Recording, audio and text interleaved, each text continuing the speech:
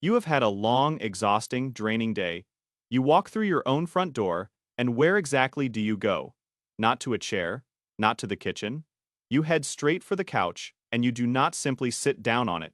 You completely collapse into it. The couch is the one single piece of furniture in your whole home that exists for one purpose, and one purpose only: not to work at, not to eat at, but purely and simply to relax.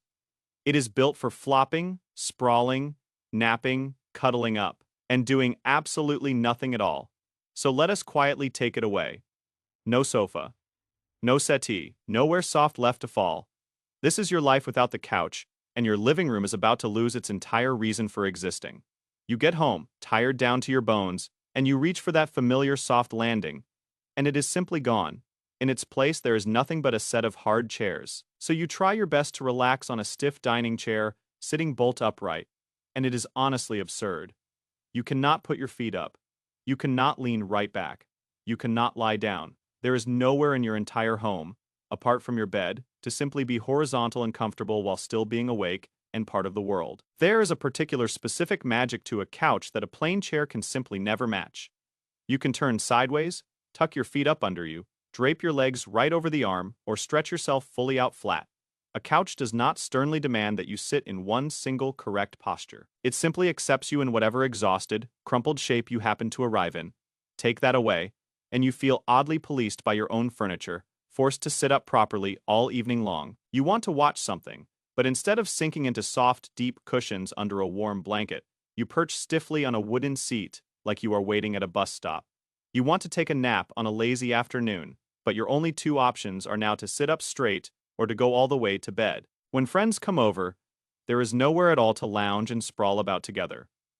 The whole cozy, soft, informal heart of the modern home has quietly vanished, and what is left behind feels strangely formal and cold. And you slowly start to realize that the couch was never just a piece of furniture. It was the place where your home did all of its relaxing. So where on earth did this glorious, soft island actually come from? The genuinely surprising truth is that for almost all of human history, the couch exactly as you know it, a big, soft, padded seat that just about anyone can own, simply did not exist at all. The idea of reclining in real comfort is certainly ancient, but for thousands of years it was a rare luxury reserved only for the powerful, while everyone else made do with something distinctly hard. The couch's real story begins with the most comfortable people in the entire ancient world, the wealthy elite who absolutely loved to lie down. The ancient Egyptians built elegant day beds purely for lounging on, but it was the Greeks and the Romans who truly turned reclining into a genuine art form. The Greeks had the kline, a long couch used both for sleeping on and very famously for dining. At a grand Greek gathering, you did not sit up at the table at all. Instead, you lay right down on a couch, propped up on one elbow, and you ate and drank and talked away while comfortably reclining. The Romans then took this whole idea to its absolute peak with the triclinium, a special dining room built around three large couches, where guests would spend entire evenings eating lavish meals while lying on their sides. For the ancient world, the couch was not in the living room at all. The couch quite simply was the dining room. Two of the very words we still use for soft seating today come from another part of the world entirely. All across the Middle East, Persia, and the Turkish lands, homes were traditionally arranged not around tall chairs, but around low seating, long benches and raised platforms built along the walls, piled up high with cushions, and covered over with beautiful carpets and fabric. This is exactly what gave us the word sofa, which comes directly from the Arabic word safa, meaning a raised bench or platform covered in cushions.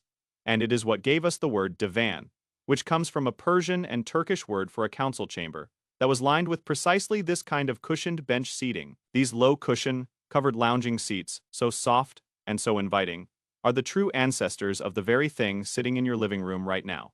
And these were always far more than just comfortable seats to flop onto. In a great many cultures, this ring of low-cushioned seating was the true beating heart of hospitality itself, the special place where guests were welcomed, honored, and served tea or coffee, and where deals were struck and long stories were shared for hours on end. To be invited to sit down among the cushions was to be made genuinely welcome, a warm tradition that still quietly shapes homes right across the world today. But here is the one missing ingredient, the thing that really separates a hard bench with a cushion tossed on top from a proper modern couch upholstery: Upholstery is the clever craft of building the softness directly into the furniture itself, permanently padding the frame with stuffing and covering it all in fabric, so that the whole seat is soft the entire way through, and not just wherever you happen to throw a loose cushion. For most of history, this simply did not exist. If you wanted a soft seat, you piled loose cushions on top of something hard and hoped for the best. And for a long stretch of the Middle Ages, even that modest comfort became genuinely rare for ordinary people. Soft lounging furniture nearly vanished from everyday life altogether. And for most people, a plain, hard wooden bench was the very best thing they could ever hope to sit on. Comfort, once again, had become a luxury of the fortunate few. Real upholstery only truly began to blossom from around the 15 and 1600s. Craftsmen slowly learned to pad out both seats and backs with thick layers of horsehair, wool, hay, and soft down, and then to stretch fabric tightly over the top of it all, and suddenly the furniture itself could actually be soft. And out of this came first the settee and then the sofa. A long upholstered padded seat with a proper back and arms, big enough for 2 or more people to sit together in genuine comfort. The word sofa entered the English language right around this time, and the padded couch quickly became a proud centerpiece in the grand homes of the wealthy. The styles then multiplied gloriously. There was the Chesterfield, with its deep, buttoned leather and its arms and back all built to exactly the same height.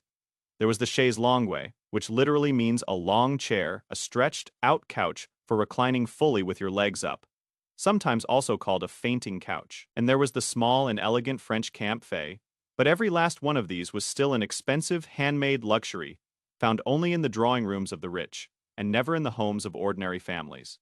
Some of these couches even came with their own rather peculiar stories attached. The stretched-out fainting couch became firmly linked, rightly or wrongly, with an age of very tightly laced corsets, when a lady feeling suddenly faint supposedly needed somewhere elegant to lie straight down. And in the drawing room, the sofa carried surprisingly strict rules of its own, about exactly who might sit where and how close, and with whom, because a soft seat quietly shared was a genuinely intimate thing. The couch finally became something that everyone could have thanks to the very same 2 forces that changed so much else in the home: springs and factories. In the 1800s, the coil spring, that same bouncy steel spiral that had already transformed the mattress, was built right into the seat cushions, giving the sofa a deep, springy sink right in softness that loose stuffing never possibly could. And the industrial age meant that sofas could now be mass-produced cheaply. So the padded couch finally escaped the mansion and arrived in the ordinary living room. For the very first time in all of history, an everyday family could own the exact kind of soft reclining comfort that was once the sole privilege of emperors. Then a machine came along that would bolt the couch firmly to the very center of modern life: the television.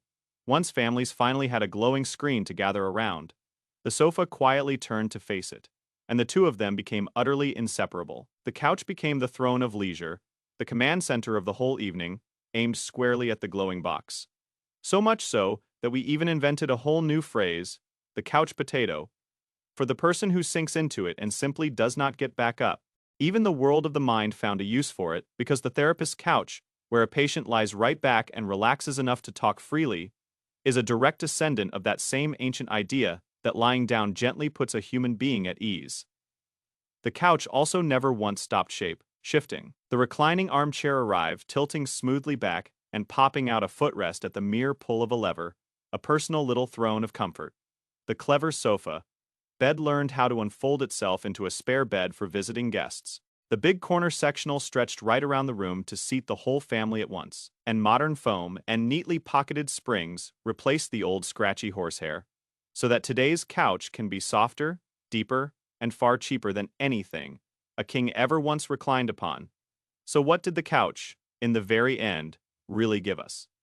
In a single word, it democratized comfort. For thousands of years, lounging about in soft, padded, reclining luxury was something that only pharaohs, emperors, and aristocrats could ever do, while absolutely everyone else sat on wood, on stone, or on the bare floor. The upholstered, mass-produced couch then handed that ancient royal comfort to very nearly everybody, and it placed a soft island of pure relaxation right in the middle of the ordinary home.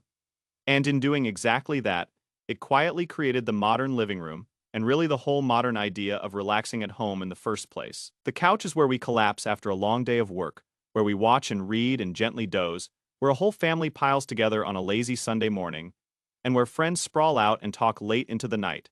It slowly became the new soft heart of the home, the one place we go, not to do anything in particular at all, but simply to be comfortable together. It is also, very quietly, the single most slept on piece of furniture in the house that is not actually a bed. It catches the lazy afternoon nap, the visiting guest with nowhere else to go, the parent who dozed clean off in the middle of a film, and, in many a well-worn household joke, the person who has been firmly sent out of the bedroom for the night. The couch is forgiving, in a way that almost nothing else in the whole home ever is. Of course, that same irresistible softness comes with one gentle little downside, because the couch, especially when paired with the screen, is very, very good indeed at keeping us all sitting still. But honestly, that is a fair enough trade for what it truly is. So the very next time you flop backwards onto your couch at the end of a long day and feel it catch you, take just 1 second to properly appreciate it. You are sinking straight into thousands of years of deep human longing to lie down in comfort. The reclining feasts of Rome, the cushioned platforms of the East, and the padded drawing rooms of dukes, all of it finally distilled into one soft, humble, everyday piece of furniture that is entirely your own. See you in the next one.